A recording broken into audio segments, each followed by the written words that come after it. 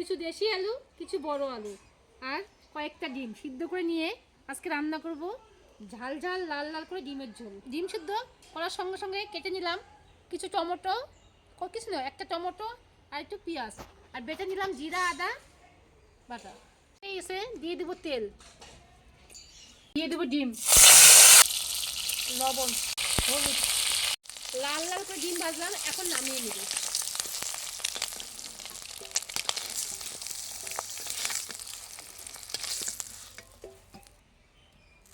দিয়ে দিলাম তেল, জিরা দিয়ে দিলাম, শুকনো লঙ্কা, তেজপাতা, কেটে রাখা পেঁয়াজ,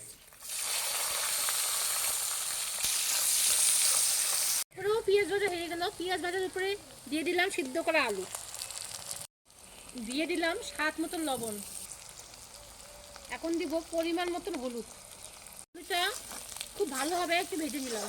এখানে বেটে রাখছি জিরা বাটা, আদা, পেঁয়াজ, শুকনো লঙ্কার গুঁড়া, বাটা মশলাগুলো দিয়ে দিলাম, দিয়ে একটু ভাজা ভাজা করলাম। পরে পেঁয়াজটা দিয়ে অল্প জল দিয়ে মশলা একটু কষাবো। মশলাও কষানো হয়ে গেছে, এখন পরিমাণ মতন ঝোলের জন্য জল দিয়ে দেবো। চালক এদিকে আমি একটু এলাচ আর দারচিনি শিলপাটায় বেটে নিই।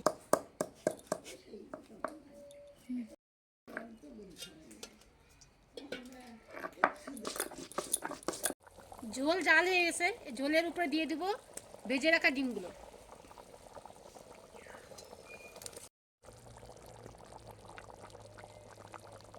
ডিমের ঝোল জাল হয়ে গেছে, এখন গরম মশলা বাটা দিয়ে নামিয়ে দিব।